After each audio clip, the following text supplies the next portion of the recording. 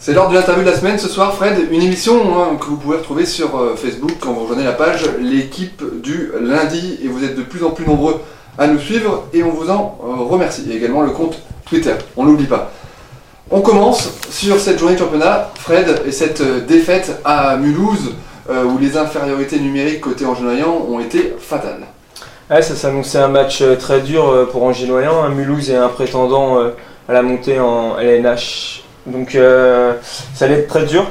Et après 10 minutes de jeu, il y a 5-5. Donc Angers fait jeu égal avec cette équipe de Mulhouse. Et c'est à ce moment-là que Mulhouse accélère le jeu. Bien aidé aussi par les expulsions temporaires et un excellent match de leur gardien de but.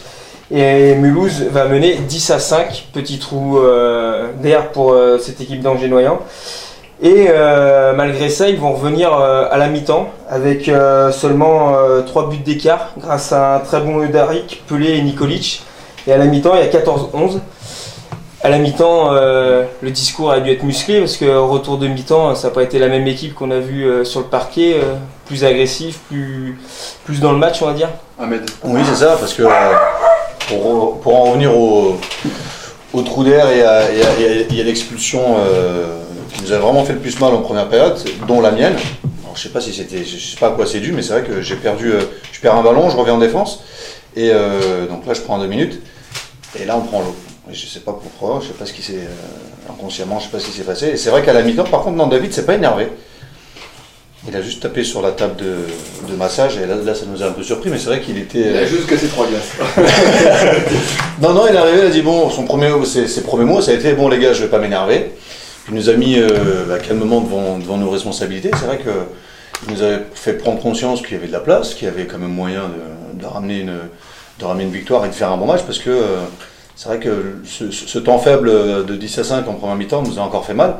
Et c'est un peu notre problème en ce moment. C'est vrai que dès qu'on est un peu mené, enfin quand ça se passe à l'extérieur surtout, à Besançon ça a été le cas, on a eu un petit trou d'air, et du coup en deuxième mi-temps on est obligé de ramer, revenir. Et s'échouer après à 2 buts. Comment expliquer ces petits trous d'air justement ? Peut-être un manque de rigueur, surtout ça, je pense. Parce que c'est vrai qu'au départ on est au contact, on est bien dans le match.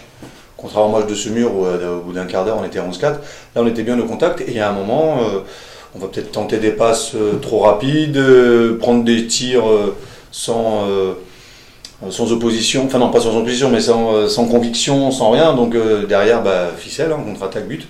Et c'est vrai qu'on a perdu, mine de rien, on n'a perdu que 14 ballons, mais derrière sur les 14 ballons ils ont concrétisé 7 ou 8 contre-attaques. Fred, Angers-Noyant donc est mené 14-11 à la mi-temps, et là on attend un petit peu le show Komnenovic, et là il faudra revenir parce que Komnenovic il n'a pas été décisif, il est auteur que seulement 13 arrêts sur 39 tentative. C'est peut-être ça aussi, Komnenovic, qui a été moins décisif que d'habitude. Alors, Angers-Noyant donc revient à 16-15 après la mi-temps. Donc là, on y croit. On se dit qu'ils peuvent retourner la situation. Et là encore, Angers-Noyant fait face à un très très bon gardien de Mulhouse. Il a fait son match de sa vie ou... Je sais pas, mais je sais qu'à un moment, il est parmi les meilleurs gardiens en nombre d'arrêts, surtout au penalty. Donc là, moi aussi, j'ai le droit de louper le mien. Et derrière, c'est vrai qu'il a été... il a été bon, il a vachement anticipé, parce qu'on voyait qu'il avait fait pas mal de vidéos sur nos arrières, et c'est vrai que derrière, dès que nos arrières prenaient un tir, il était déjà sûr, au deuxième poteau par exemple, il anticipait, et derrière, il relançait, il récupérait le ballon rapidement, il relançait, c'est vrai. Mais oui, leur gardien était bon, mais peut-être que nous aussi, je sais pas combien de tirs on a fait. Par contre, eux ils en ont fait 39, c'est ça ? Mais nous, je sais pas combien on en a fait. Maintenant, il faut voir en termes de pourcentage ce que ça donne, mais c'est vrai que oui, ça peut jouer à ça aussi, mais bon. Ça joue dans la tête d'un buteur comme ça quand on va jouer comme ça contre un gardien qu'on sait est très très fort. Ça joue quand même, vous êtes 4e meilleur buteur. Vous vous dites avant le match, il faut que j'essaye de le surprendre, il faut que je tente peut-être des choses un peu plus innovantes. Oui, il fallait que, comme je savais qu'il faisait beaucoup de vidéos, je me suis dit je vais faire tout le contraire de ce que je fais d'habitude. Mais là, au penalty, sur le premier penalty, j'ai fait comme d'habitude. Tu fais un bon match. Oui, dans l'ensemble, moi, ça, sur 8, c'est tout à fait correct. Ouais, c'est vrai, mais en première mi-temps, j'ai pas fait de tir, j'ai pas eu de ballon, et tout s'est passé en deuxième période, c'est vrai. Mais si j'avais mis le premier penalty, il sait que je tire à terre.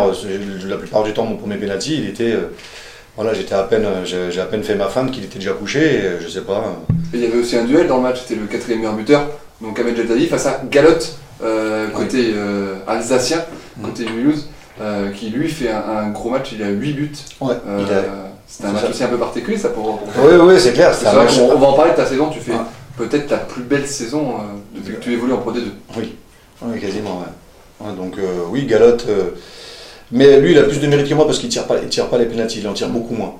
Donc il a beaucoup de tirs de champ. Après, c'est vrai, moi j'ai beaucoup plus de jets de 7 mètres que lui. Mais lui, vraiment, voilà, il a beaucoup de contre-attaques aussi.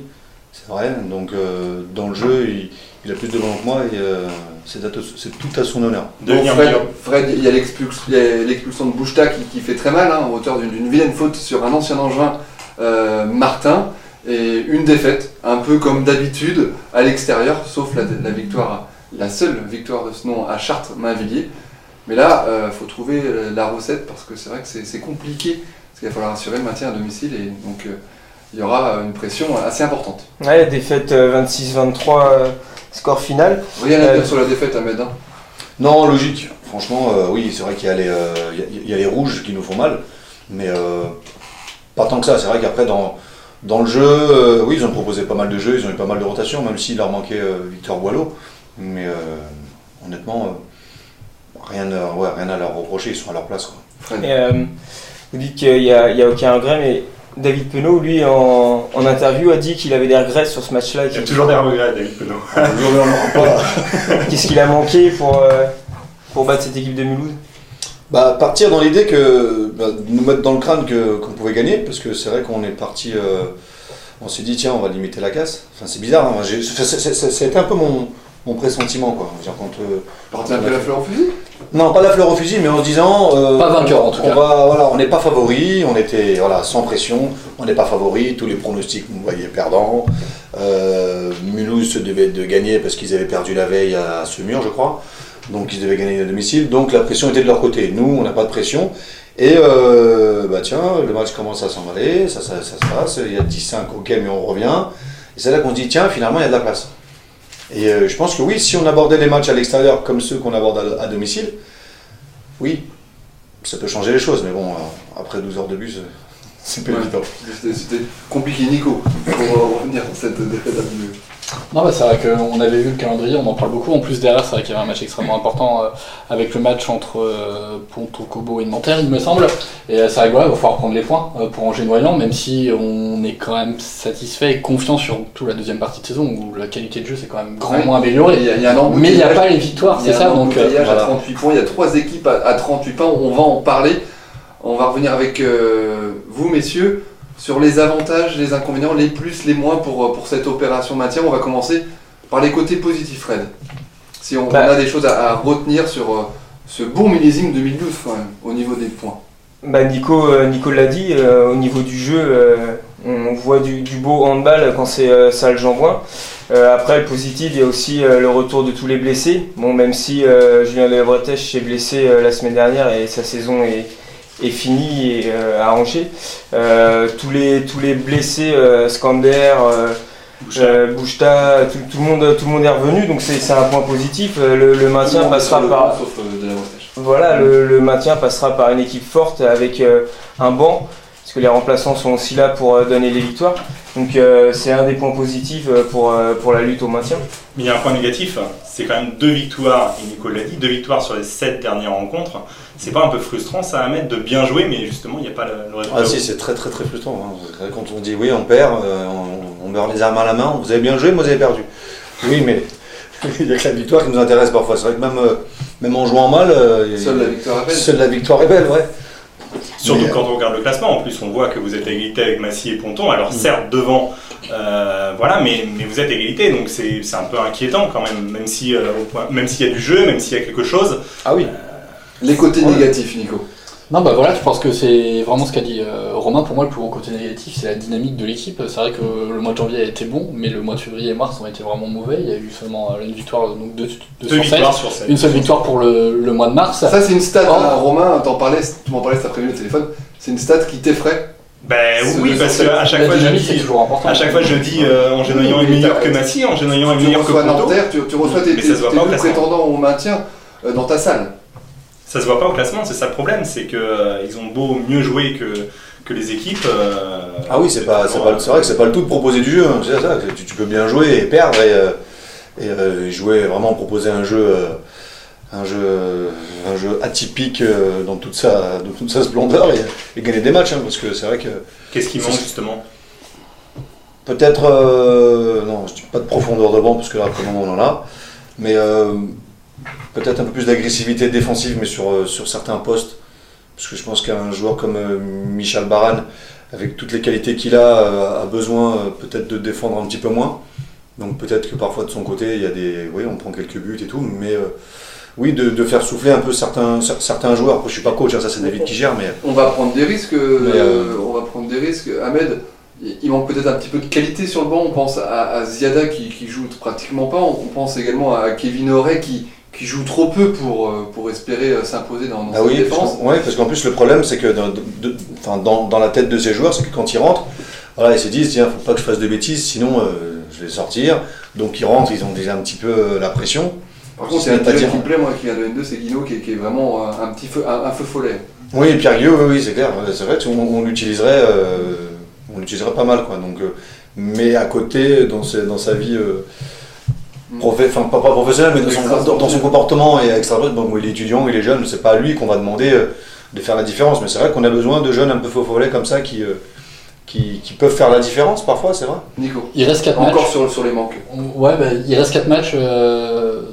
Pour finir la saison, combien de victoires selon vous pour le maintien? Alors que là il y a 3 équipes donc qui sont à 38 points. David Penaud parle de 2,5. Ouais, 2,5. Je suis d'accord avec eux, ça veut dire un bon nul. Et oui, alors Nanterre, oui c'est sûr, les battre, c'est clair.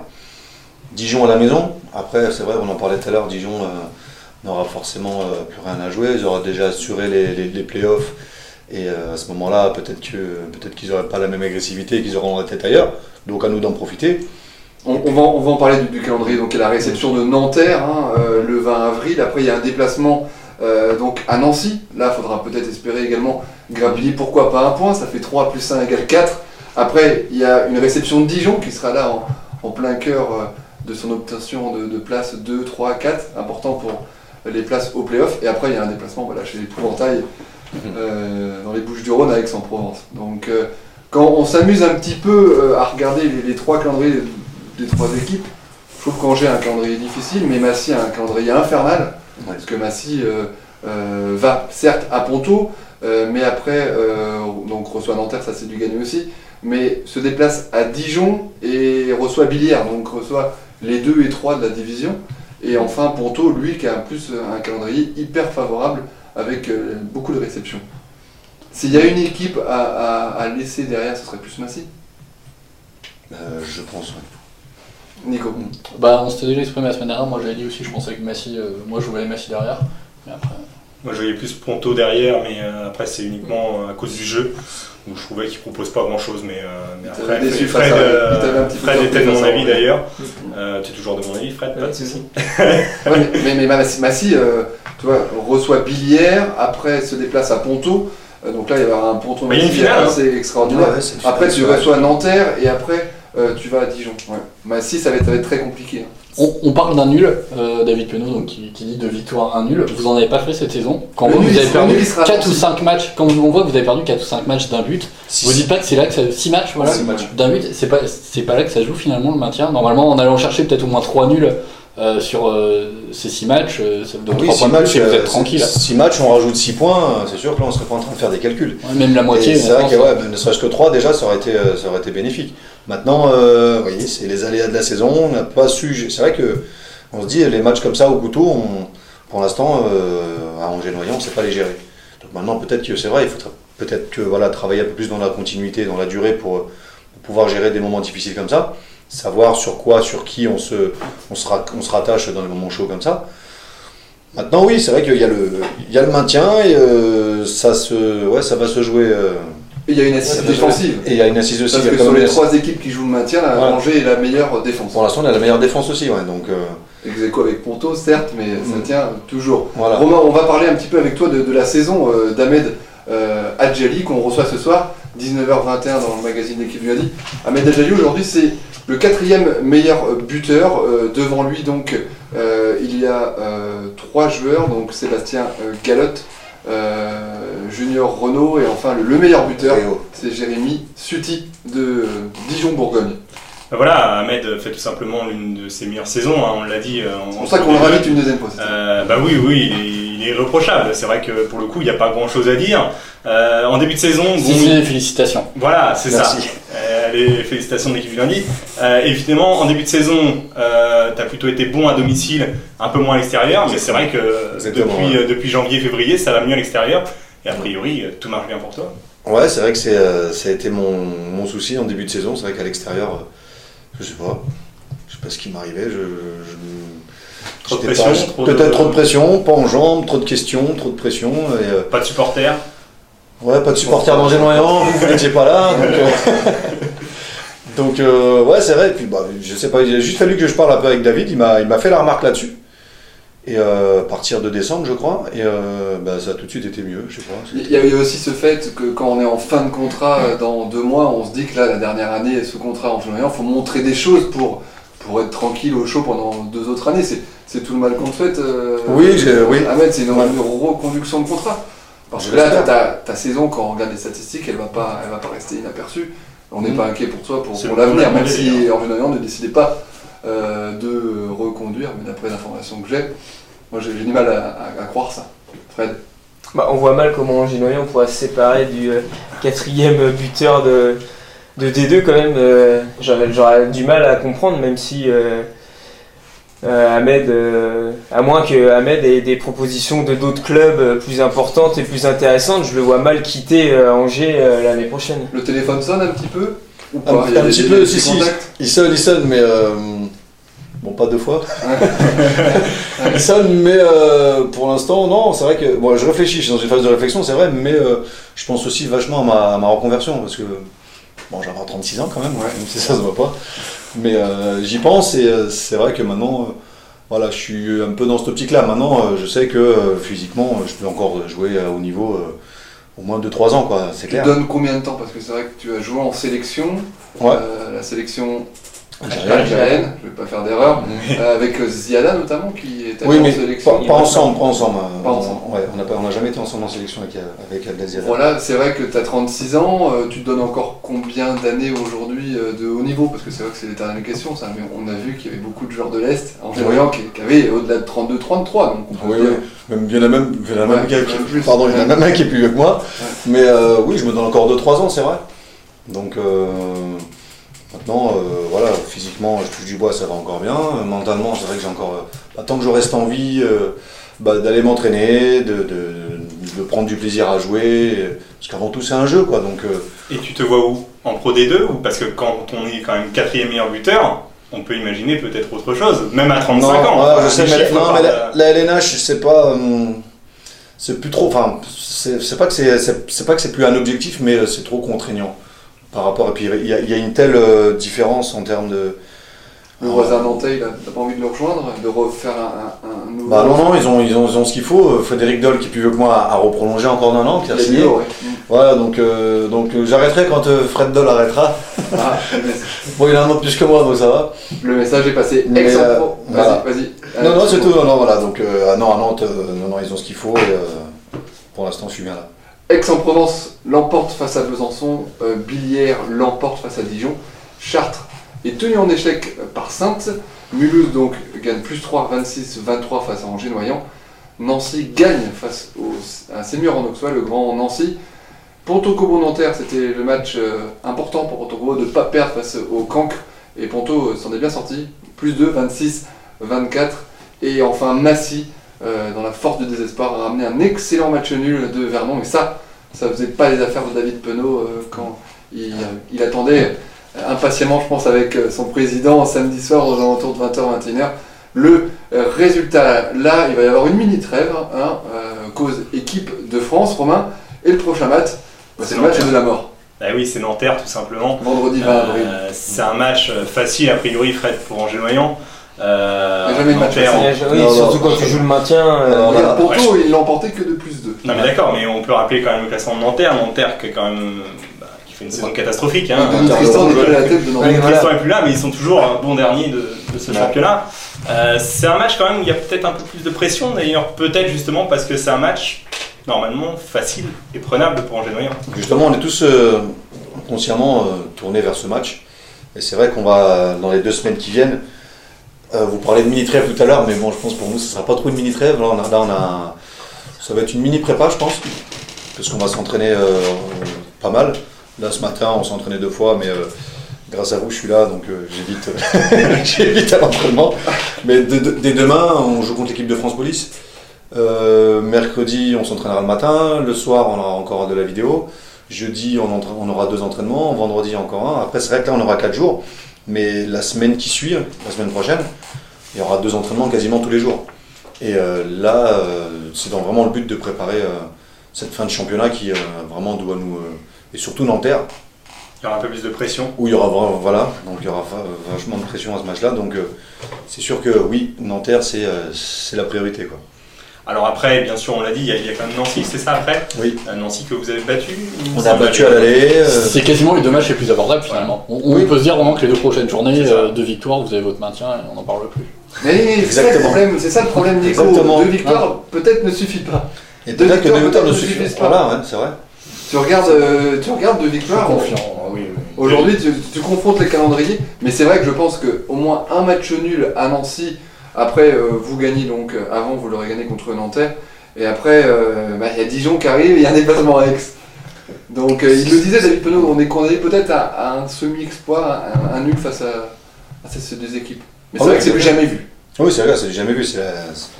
C'est une fin de saison qui va s'annoncer super passionnante, quoi, donc à suivre, mais il faudra que avant les 2 derniers matchs, surtout Dijon, qu'on soit bien décidé, mais c'est vrai que ce serait bien de se mettre au chaud dès les 2 prochaines journées.